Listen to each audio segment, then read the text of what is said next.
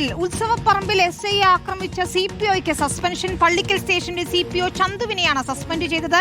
Nagaroor SI അൻസാറിനെയാണ് മർദ്ദിച്ചത്. Thiruvananthapuram rural SP-യുടേതാണ് നടപടി. ഹരിമോഹനാണ് ചേരുന്നത്. ഹരി, എന്താണ് സംഭവിച്ചത്? ഇപ്പോൾ ഏതായാലും നടപടി വന്നിരിക്കുന്നു, വിശദാംശങ്ങൾ എന്താണ്?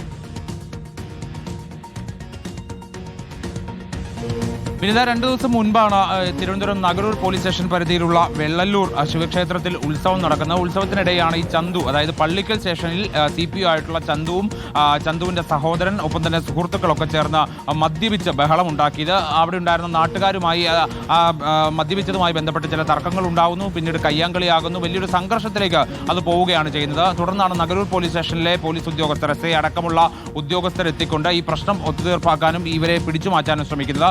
തുടർന്ന് SIയെ ഈ ചന്തുവും കൂട്ടരും ചേർന്ന് ആക്രമിക്കുകയായിരുന്നു. വലിയ രീതിയിലുള്ള മർദ്ദനമേറ്റു SIക്ക് എന്നുള്ളതാണ് വളരെ പ്രധാനപ്പെട്ട ഒരു കാര്യം. തുടർന്നാണ് ഇതുമായി ബന്ധപ്പെട്ടുള്ള അന്വേഷണമൊക്കെ തന്നെ, വകുപ്പുതല അന്വേഷണമൊക്കെ തന്നെ നടത്തിയത്. അങ്ങനെയാണ് റൂറൽ SP-യുടെ സസ്പെൻഷൻ നടപടി വരുന്നത്. ചന്തുവിന്റെ ഭാഗത്ത് നിന്ന്, അതായത് ചന്തു ഈ സംഭവ സ്ഥലത്ത് മദ്യപിക്കുകയും തുടർന്ന് നാട്ടുകാരുമായി സംഘർഷത്തിൽ ഏർപ്പെടുകയും ഇത് ചോദ്യം ചെയ്യാനും ഇവരെ പിടിച്ചു മാറ്റാനും ചെന്ന പോലീസ് ഉദ്യോഗസ്ഥർക്ക് നേരെ അക്രമം അഴിച്ചുവിടുകയുമാണ് ചെയ്തത് എന്നുള്ള ഒരു പ്രാഥമിക റിപ്പോർട്ടിന്റെ അടിസ്ഥാനത്തിലാണ് റൂറൽ SP-യുടെ ഭാഗത്തുനിന്ന് ഇത്തരത്തിലുള്ള വകുപ്പുതല നടപടി ഉണ്ടായിരിക്കുന്നത്. തികഞ്ഞ പെരുമാറ്റ ദൂഷ്യമാണ് ഉണ്ടായത്. ഗുരുതരമായ അച്ചടക്ക ലംഘനം ഉണ്ടായി.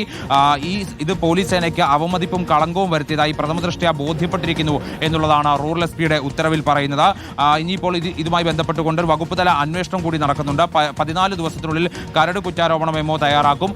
അതിൽ കുറ്റാരോപണ മെമ്മോയ്ക്ക് ശേഷം 60 ദിവസത്തിനുള്ളിൽ അന്വേഷണം പൂർത്തിയാക്കണം. ഇതിനിടയ്ക്ക് ചന്തുവിൽ നിന്ന് വിശദീകരണം ആവശ്യപ്പെടും. ഈ വിശദീകരണം തൃപ്തികരമല്ലെങ്കിൽ കൂടുതൽ നടപടികളിലേക്ക് പോകുമെന്നുള്ളതാണ്. കാരണം ഇത് പോലീസ് ഉദ്യോഗസ്ഥനെ മർദ്ദിച്ചതുമായി ബന്ധപ്പെട്ട വിഷയമായതുകൊണ്ട് തന്നെ അത് ഗുരുതരമായി തന്നെ കാണാനാണ് റൂറൽ SP-ക്ക് ഉന്നത ഉദ്യോഗസ്ഥർ നൽകിയിരിക്കുന്ന നിർദ്ദേശം. അതിന്റെ അടിസ്ഥാനത്തിലാണ് ഇത്തരത്തിലുള്ള കടുത്ത നടപടിയിലേക്ക് തന്നെ കടക്കാൻ വേണ്ടിയുള്ള തീരുമാനത്തിൽ എത്തി നിൽക്കുന്നത്. വിനീത, ശരി, വ്യക്തമാണ്. ഹരിമോഹനാണ് വിശദാംശങ്ങൾ നൽകിയത്. ഏതായാലും CPOയെ സസ്പെൻഡ് ചെയ്തിരിക്കുകയാണ്.